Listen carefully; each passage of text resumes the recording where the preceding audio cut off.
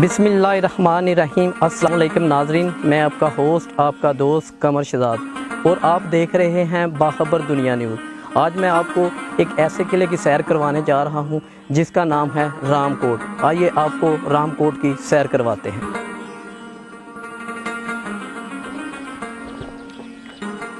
अपनी मुनफरिद बनावट और खूबसूरती के एतबार से रामकोट कला अपनी मिसाल आप है। यह कला बैक वक्त रिहायशी, दिफाई मकासद और मेहमानदारी जैसे उमूर के लिए इस्तेमाल किया जाता रहा है। इस किले में एक मंदिर भी कायम है और पानी के 2 टैंक भी बने हुए हैं, जो इस बात की गम्माजी करते हैं कि यह किला सिखों के ज़ेर इस्तेमाल भी रहा है।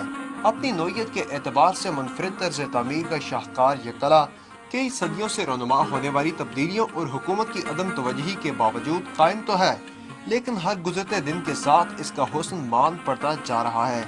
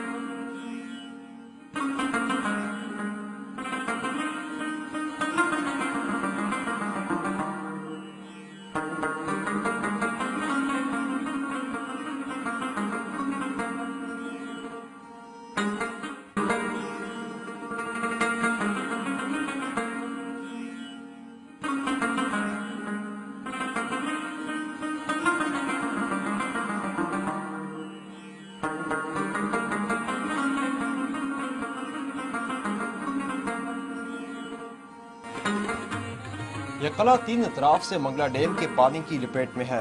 इसकी चौथी सिमत खुश्की का कता है। बजरिया कश्ती किला तक पहुंचाया जाता है, जो सियाहों को एक दिलफरेब सफर मुहैया करता है। जो कौमें अपनी तारीख को भूल जाती हैं, उन्हें उनका जोग्राफिया भी रफ्ता रफ्ता भुला देता है। रामकोट किले की सूरत हाल हमें ये सोचने पर मजबूर करती है कि हम अपने जोग्राफिया के बारे में कितने मोहतात हैं।